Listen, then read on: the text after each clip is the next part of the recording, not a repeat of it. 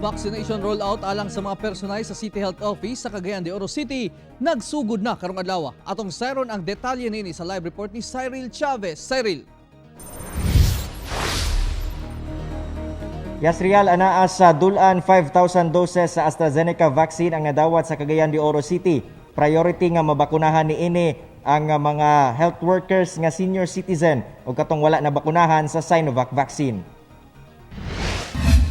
Nagsugod na ang rollout sa COVID-19 vaccine alang sa mga personahe sa City Health Office sa Cagayan de Oro City karong adlaw.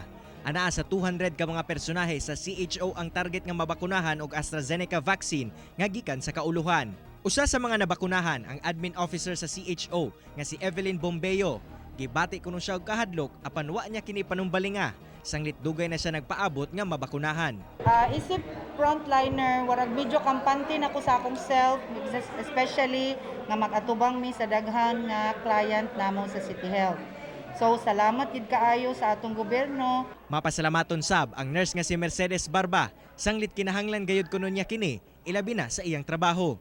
Wala sab kuno siya nakasinati og side effects. As a frontliner, murag ka ng medyo kampante na ta, but still using sa atong kanang health protocol. Human mabakunahan og COVID-19 vaccine ang usa ka pasyente, gilayon nga sutaon ang ilahang health condition ug kung makasinati og side effects, dalahon sila dinhi sa emergency medical services.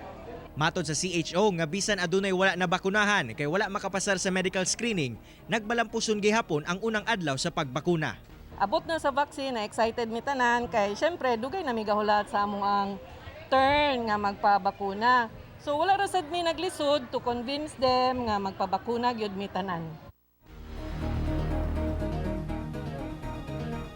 Real, sigon sa CHO, anaa sa 150 ka mga empleyado ang nabakunahan karong adlaw, gikan kini sa 280 ka mga empleyado nga target mabakunahan. Busa ugmang adlaw magpadayon ang vaccination rollout. Real. Okay, daghang salamat Cyril Chavez.